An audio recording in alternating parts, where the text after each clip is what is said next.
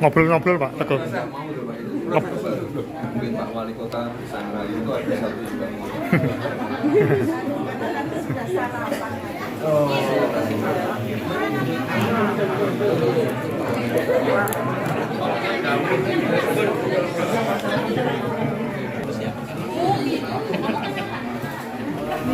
Kasih angpo Pak, kasih angpo Pak.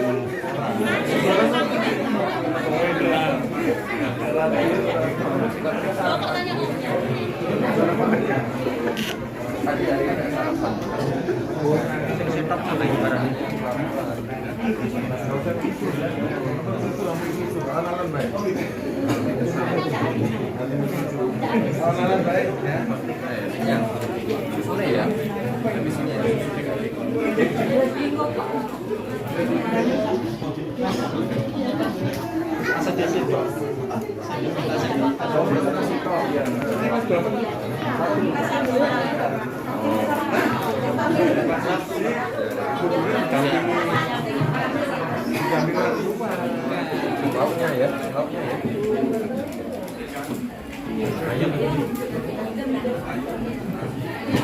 Itu siapa?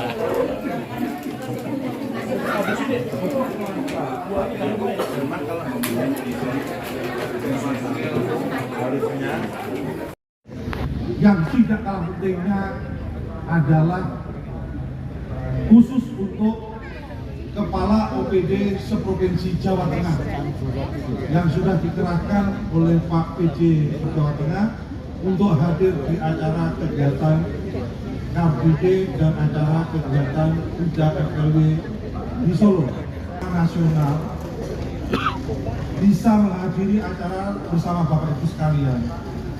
Hari ini Bapak Kepala Badan Pangan Nasional titip salam taklim kepada Bapak Ibu semua karena beliau dalam waktu mendadak harus melakukan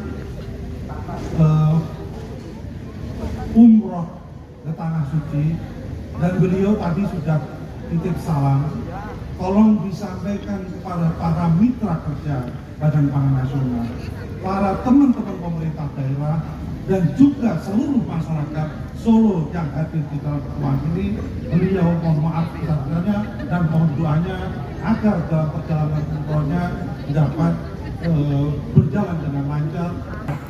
Tadi memberikan penyampaian selama 3 menit rata-rata, tidak lain dan tidak bukan, ini sangat berkaitan dengan kegiatan kita yaitu The International Day of Awareness of Food Loss and Goodness atau IDFLW.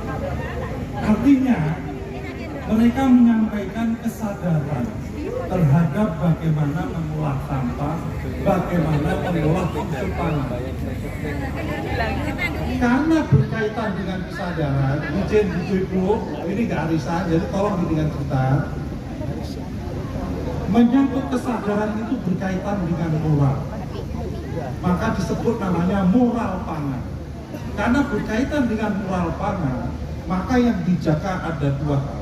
Bagaimana menghargai pangan, bagaimana para leluhur dan orang tua kita menghargai pangan, dan kemudian bagaimana kemudian dia memanfaatkan pangan sebaik-baiknya. Tahun 65, 63 kita makan bulgur. Orang-orang kita zaman dulu makan bulgur, gak ada makan. Tetapi mereka sadar bahwa kita harus menghasilkan, menyatukan, harus menghargai makanan. Maka muncul, kalau makan harus dihabiskan, kalau tidak dihabiskan maka akan membuat ayam yang mati. Kenapa ayam yang mati? Karena makannya bukan ayam, ayamnya makan, ayam yang hidup bisa bilang gitu. Itu kira-kira seperti itu. Tapi itu kata-kata bijak. Hargai dan mencoba melakukan kesadaran untuk semua. Nah, program kesadaran ini dibangun oleh namanya FAO, Food Agriculture Organization. Itu organisasi pangan sedunia, yang mana telah sepakat, hei rakyat di dunia, mari kita sadar bahwa menghargai pangan dan memanfaatkan baik pangan itu adalah sesuatu penting untuk menjaga bumi dan sekaligus itu demi kita. Kapan itu dilaksanakan? Itu sejak tahun 2020. Nah, hanya Badan Pangan kebetulan baru berdiri tahun 2021. Maka sejak tahun 2021, Badan Pangan dari awal berdirinya sudah sadar dan sesadar-sadarnya bahwa dan memanfaatkan pangan itu adalah bagian yang harus dikelola bersama seluruh rakyat Indonesia. Kita tidak bisa stop, kita tidak membuang makan dengan sia-sia. Tadi Pak Dena bilang, banyak saudara kita yang tidak makan, kelaparan. Maka sangat hina bagi kita jika kita membuang makanan dengan sia-sia. Maka belanjalah dengan bijak. Itu perintahnya. Oleh karena itu saya sampaikan kepada masyarakat semua, apa yang dilakukan pemerintah menyikapi itu. Pertama kita mengikuti 3 FLD. Itu apa yang kita lakukan? Yang kita lakukan adalah membangun kebersamaan seluruh stakeholder. Ada pengusaha kita kumpulkan, ada penggiat, Bapak Ibu yang penggiat yang di sana tadi kita kumpulkan, nggak gampang pengamatan ekonomi. Ada kemudian para asosiasi yang beri donor dan juga kita kumpulkan para penerima manfaat di tahun pertama. Kita membangun kesepakatan, hei masyarakat yang berdiri pangan, ayo bersama-sama, kamu mau nggak bersama-sama menganggap bahwa menghargai pangan dan memakan pangan dengan baik itu penting. Siapa? Maka kita bangun yang namanya MOU. Kemudian kita bangunlah kesepakatan, dan sejak kesepakatan itu kita mulai dengan lancar mencoba sebagai pemerintah kami melakukan kolaborasi dan pemerintah hadir sebagai kolaborator utama. Itu tahun pertama jalan dengan benar. Ini sudah ada. Maka hari ini kita harapkan semua pemerintah daerah yang kita undang di sini, Bapak Ibu semua, sejak hari ini mari kita bergerak bersama-sama untuk menyelamatkan bumi, menyelamatkan pangan, menyelamatkan dunia. Mau nggak? Oke. Dan sekarang hari ini saya berdiri di tahun itu semua ada di Solo. Kenapa saya pilih Solo? Ini di Mangkunegaran, memangku negara. Oke? Disinilah kita akan bersama-sama membangkitkan bahwa apa yang sudah dibuat roadmap tadi harus diteruskan. Pertama, kita akan mendukung bagaimana pemerintah ke depan menyiapkan regulasi dengan lebih baik. Yang kedua, kita akan menyebarluaskan gerakan ini supaya membumi ke seluruh masyarakat dan kita peduli terhadap hal-hal yang berkaitan dengan moralitas pangan. Mau nggak? Oke. Nah, itulah kehadiran kami di sini. Mari kita bersama-sama menenangkan diri, merenung, dan kemudian membawa Indonesia maju untuk bumi ini, untuk kita semua. Stop bersemangat demi kita, demi bumi. Terima kasih. Assalamualaikum warahmatullahi wabarakatuh. I love you Pak Nyoto. Ini akan ditandai tentunya dengan pemukulan kentongan. Kami persilakan untuk membagikan kentongannya. Kentongan adalah salah satu alat tradisional Indonesia yang biasa digunakan untuk menandakan adanya bahaya, sebuah tanda bahaya tradisional. Dan kentongan ini juga menandakan bahwa kondisi sisa dan susut pangan kita saat ini juga sedang dalam bahaya. Dan mari kita bersama-sama meningkatkan kesadaran untuk lebih peduli terhadap lingkungan demi kita dan demi bumi. Kita harus berjanji dari diri kita sendiri dan juga mengedukasi orang-orang terdekat kita. Stop menyiapkan makanan. Teruskan makananmu. Ada yang ingin disampaikan Bapak sebelum prosesi pemukulan? Oke.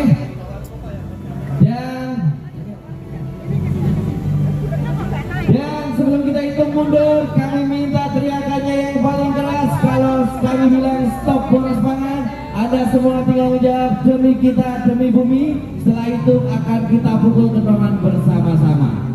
3, 2, 1. Demi kita, demi bumi. Beri tepuk tangan yang meriah untuk hari kita dari Indonesia Susun dan Sisa Pangan 2024. Terima kasih. Bapak, ada yang disampaikan Menteri Bangsaku, program Sayap dari Ibu, dan program Dapur Pangan FOI. Sejak awal berdirinya, FOI telah menyelamatkan 3.300 ton pangan. Luar biasa. Dan berikutnya, beri tepuk tangan yang meriah untuk Food Cycle Indonesia. Organisasi Renaba atau NGO yang berpusat di Jakarta yang merupakan anggota dari Global Food Network bergerak pada penyelamatan pangan berbagai sumber seperti pesta pernikahan, Toko roti, makan siang perusahaan, supermarket, dan FMCG. Makanan yang diperoleh didistribusikan kepada masyarakat kurang mampu. Dan sejak tahun 2023, RCI telah menyelamatkan pangan sebanyak 990 ton dan mentargetkan sebanyak 200 ton di tahun 2024. Luar biasa. Untuk yang ketiga, beri tepuk tangan.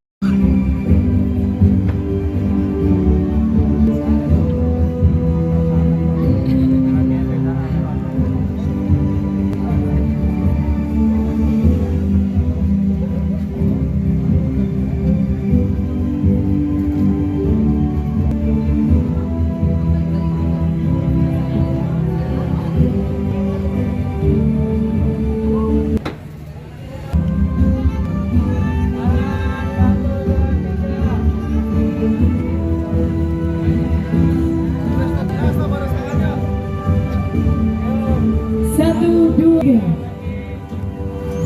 Berikan senyuman termanis. Melakukan penyelamatan pangan sebanyak 10.672 box. Jumlah partisipan sebanyak 21 partisipan, di antaranya 9 hotel, 10 rumah makan, dan juga atau restoran, 2 lembaga industri jasa keuangan atau OJK, dan juga bank, yaitu di sini BRI. Selamat untuk Kota Tasikmalaya dan juga selamat juga Kota Surakarta.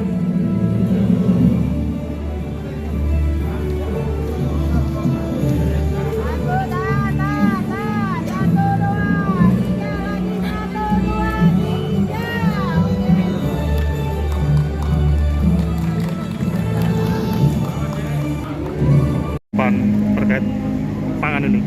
Jadi saya pikir ini salah satu bentuk komitmen pemerintah ya terhadap pemuda yang punya komitmen tinggi dalam rangka stop boros makan ya. Dan ini suatu yang perlu kita upayakan terus-menerus.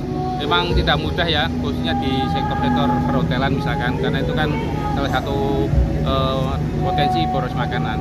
Nah, tentu dengan Pak Sekda beserta jajaran siap melakukan upaya-upaya stop boros makanan. Kalau tahun ini berapa Pak? Mau menekan berapa persen Pak? Boleh tahu Pak angkanya Pak? Mungkin Pak Sekda ya, berapa persen? Ada berapa persen penekanan angka yang boros pangan Pak di tahun ini Pak mungkin Pak? Kalau itu secara konkretnya kita belum lihat ya, cuma kita udah punya beberapa program untuk melakukan upaya-upaya melakukan hemat pangan itu loh. Antara lain kita melakukan ada surat edaran untuk penggunaan pakan tradisional. Terus yang kedua di Dinas Kehutanan Pangan juga punya program menggunakan sisa pangan itu untuk makanan markot itu juga termasuk. Ada berapa sektor Pak yang boros makanan di Kota Solo sendiri Pak? Nah, di kerjasama kan banyak catering juga, banyak hotel juga yang kerap banyak event-event di Solo. Ya intinya dari kelompok-kelompok tani yang ada di Solo kita sudah melakukan kerjasama apabila ada sisa-sisa pangan itu bisa diberikan sebagai bahan makan markot untuk bisa dioptimalkan pemanfaatan. Tapi kalau jumlah pastinya mungkin di dinas pertahanan pangan. Oke, matur suwun Pak. Stakeholder berkolaborasi untuk memperingati International Day Awareness Food Loss and Waste. Artinya ini bukan pekerjaan, peringatan yang selalu kita lakukan setiap tahunnya. Harapan kita setiap tahun ada progres yang berarti. Di tahun pertama Badan Pangan mengangkat isunya adalah bagaimana membangun kebersamaan antar seluruh stakeholder dan Badan Pangan sebagai kolaborator utama. Di isu kedua, kami sudah mulai melakukan bagaimana kita membangun action bersama.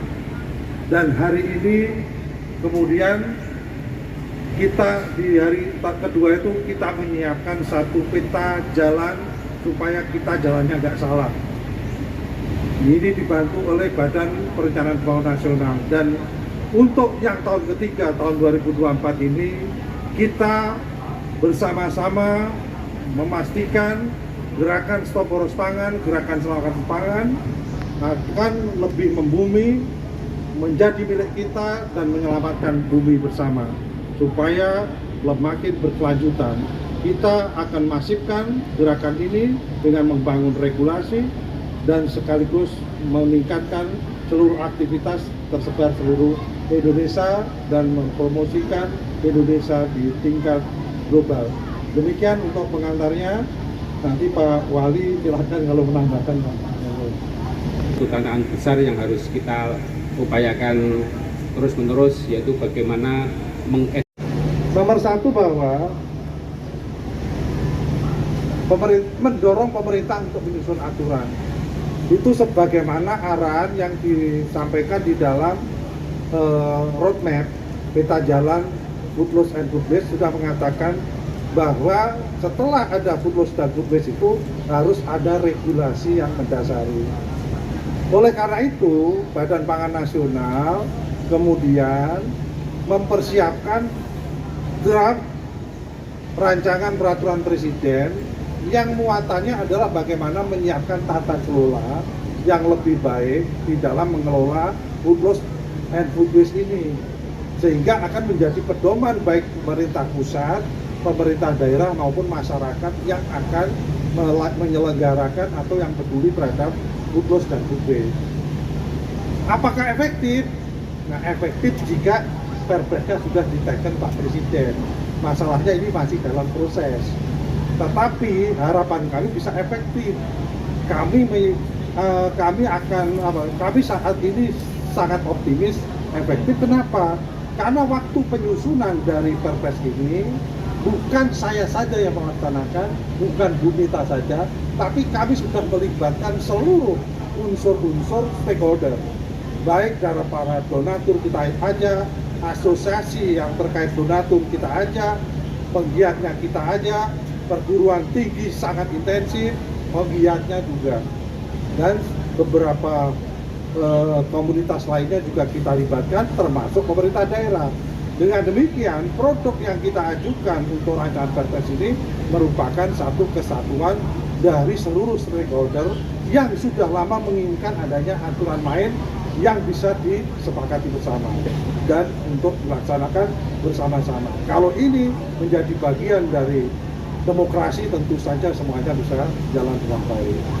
Nomor dua, saya katakan bahwa namanya selamatkan pangan itu adalah persoalan moralitas pangan.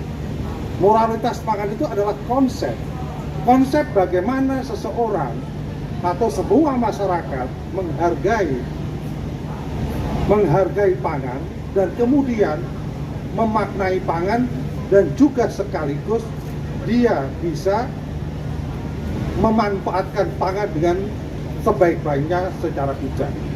Kalau semua orang bisa melakukan itu, tentu ada efisiensi di dalam memanfaatkan pangan. Kalau efisiensi terjadi, tentu pemborosan yang tadinya untuk beras itu akan makin berkurang. Kalau ini berkurang, tentu total konsumsi menjadi berkurang dan produksinya naik. Tentu ini akan menyebabkan posisi kemandirian pangan, kedaulatan pangan akan tetap terjaga di Indonesia, dan ini akan menjadikan hal yang baik bagi perkembangan sistem pangan, termasuk sistem pengelolaan beras di Indonesia yang tadinya secara perlahan-lahan harus tetap diarahkan menuju kemandirian dan kedaulatan pangan. Yang bagaimana dengan makanan bergizi? Bapak Ibu sekalian, Pak Prabowo dan tim sebenarnya sudah mempunyai, kalau kita lihat di media, mempunyai lokasi-lokasi untuk uji pelayanan makan bergizi. Saya kemarin di Kiara, salah satu warung Kiara, di situ ada unit pelayanan bergizi, di mana setelah kami lihat unit pelayanan dapur makan bergizi tadi sudah menerapkan konsep yang namanya food load dan food waste, terutama food waste, di mana setelah penyajian makanan tadi, apabila tersisa, yang tersisa itu dikumpulkan, kemudian dihitung berapa total yang tersisa dibanding total yang diberikan kepada siswa. Dengan demikian akan bisa dijadikan bahan evaluasi apakah kemudian banyak yang tersisa atau sebenarnya masyarakat Indonesia sangat sudah peduli terhadap makanan yang diberikan. Nah, ini catatan-catatan ini sudah menjadi bagian tata kelola yang dilakukan dari unit pelaksana teknis pelayanan makan bergizi. Mudah-mudahan kalau ini terlaksana, harusnya dari total jumlah kelompok sasaran pangan bergizi tadi, dengan semuanya, hampir semua menghabiskan makanan karena kita gerakkan dengan gerakan moralitas pangan, insya Allah ini akan lebih bermanfaat dan persoalan food waste dari makan bergizi akan memberikan sumbangan yang berarti bagi pemerintah Republik Indonesia. Demikian.